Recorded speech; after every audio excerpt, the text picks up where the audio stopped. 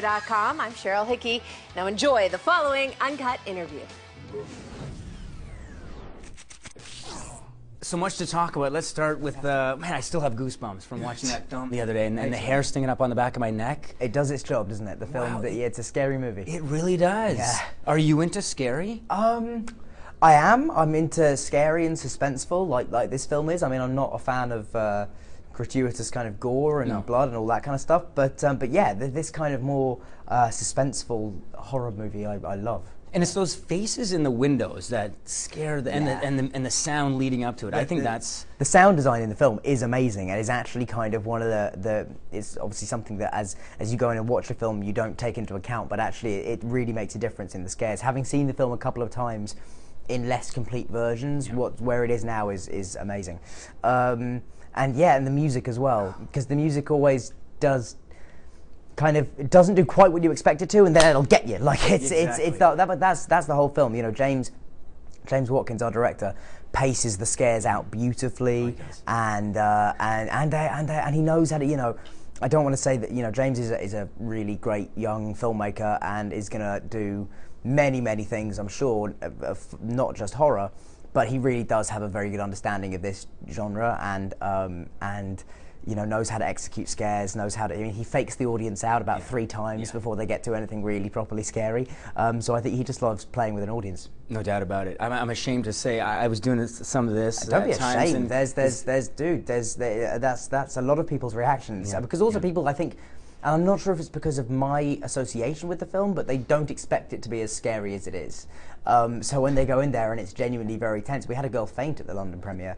You know, it is, yeah. It's because I think it's the feeling of kind of claustrophobia that's built up in that house as we're running around. Like it's a very intense environment. Let's rewind here. You were saying they don't expect to. You were saying they don't expect it to be as scary because you're associated with the film? I don't know why that would be, but I think possibly because they've heard me saying for 10 years about how dark the new Harry Potter movie is going to be, and they always were, and I was never lying, but this is so much darker than any of them, and bleaker, and sort of, you know, it's a much more adult film tonally. No doubt. So yeah, but I think maybe that's why people don't expect it to be as frightening as it is. And you brought me to my next question. How does it feel to have this film out there which has nothing to do with wizards or you riding naked on horses? Yes, it's lovely. It really is. I mean, it's fantastic.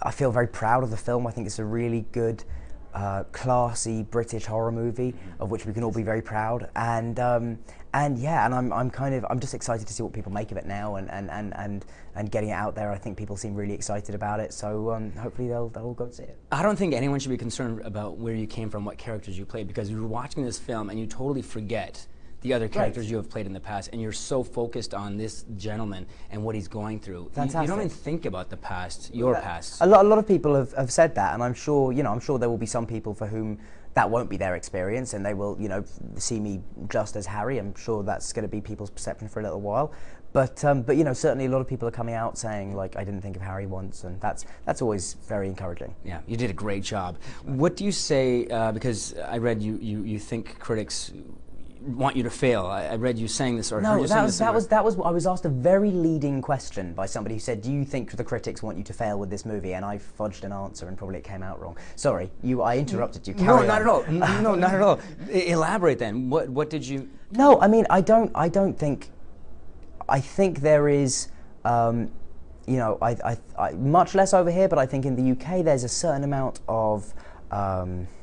I don't know, I think the media possibly like to look at themselves as kind of, well, some outlets at least like to look at themselves as kingmakers, and they I think like to have the power to dismiss and to elevate people, and so I think that's why it's good not to pay attention to it either way, I suppose. But yeah, I don't think anybody particularly wants me to fail, although, hey, I could be wrong.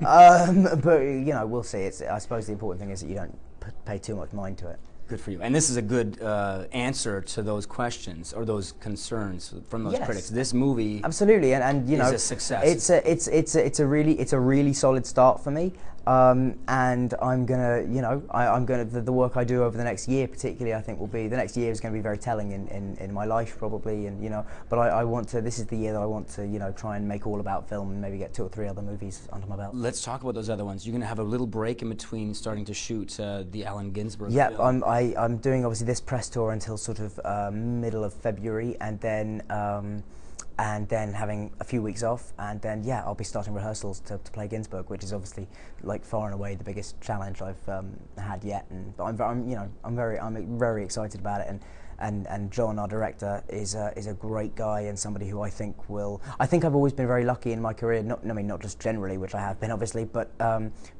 with the right directors have always come along at the right times for me and have kind of taken me to the next level of where I need to be as an actor. And I think John is the person that's that's going to do that this time around. Man, and we have seen it. We have seen it over the last 10, 12 years with you. You're doing a great job. So is that why you decided to do this project, because of the director, or was well, no, it's a fantastic script, which John also co-wrote, it's a great script. It's a fantastic story that is known, but is not ever really focused on, and it's a really fascinating piece of social history, as well as just interesting about the beats and how they all started. But but John is one of the main incentives here. It's his first film, first feature film. I think he's going to do a fantastic job and going to be a name to look out for. So what will you do in the meantime, in those few weeks? You haven't had much time. I'm doing nothing really. I'm going around visiting friends because I was in New York for all of last year doing the show, so I really didn't see almost any of my friends from home. So I'll be going around visiting a lot of them. My girlfriend and I are going to a couple of just little cottages around the country and just sort of just relax. Yeah, chill. It'd be nice. 2 more quick questions. The whole Harry Potter up for 3 Oscars this year, but the fans were upset because none of the casts were up for Oscars. Right. I mean, I think I was personally a little upset. Not upset, but I would have loved for Alan Rickman to get a nomination. I think he was fantastic in the film. I don't think there's been a performance as emotive that has also had such a weight of expectation on it from the rest of the world, and can be done with such clarity. And I just think he was brilliant in the film. But in terms of the rest of us, I think it would be very hard to argue that myself, Emma, or Rupert, I don't think any of us belong in the best actor category yet. That's the truth of it. We did a really good job, but I don't think that because we reached the end of the series that the Academy is somehow obliged to give us some recognition. What is wonderful though is that I think the 3 categories that we're nominated in, we are at the very least worthy nominees and possibly winners. I mean, the fact that makeup and hair and makeup effects has been nominated is fantastic for me, particularly because 2 of the nominees are Amanda Knight, Lisa Tomlin, and Nick Dubman. And Amanda and Lisa were like 2 of my best friends particularly Amanda did all the 10 years. So I'm very excited for them. Fair enough. So you will watch then? Oh, I will, absolutely. Yeah. This last 10 minutes has felt like 1.5 minutes. It's so good to talk to you. We want to end with, how do you stay so grounded? People ask me this a lot. I have no idea. I mean, I've got great parents. I love my job. I know I'm very lucky to have my job, and I want to work hard to keep it. I don't know. I think as long as you have your priorities right and focus on the work rather than anything sort of extracurricular, you'll be fine. Awesome. Nice to talk to you. Thank you very much. It was Pleasure. great to see you, Daniel. Good to see you too, Great sir. film. Thanks, man. I'm going to go see it again. Good, do.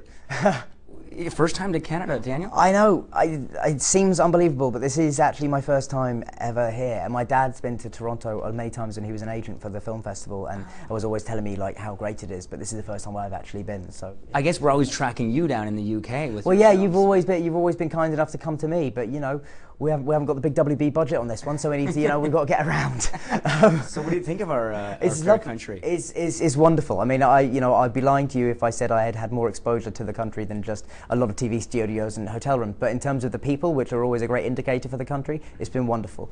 People. I've been genuine. And I'm not just saying this because I'm on camera and doing an interview, but it's the standard of interview over here is wonderful, and it hasn't got sort of you know, you never feel like you're being baited into saying something. It's very refreshing. Have you had time to do, you know, see the city, do your thing? No, it's so just I mean, we're driving around, and Bill, our driver, is great, and sort of, you know, is telling us landmarks as we're going around, and he knows a lot of the history of the place, but I don't, unfortunately, haven't been able to get out of the car yet. Well, you're always welcome back. Thank you very much. I'll have to come back on holiday and slip in under the radar. Let's do it. And good on you, man. I interviewed you so many years ago. You're the exact same person. Oh, hopefully good. in another 10, 20 years, you'll I'll be still the be. exact same. Thanks Hopefully. again, Daniel. Thank you very much. Great talking to you. Cheers.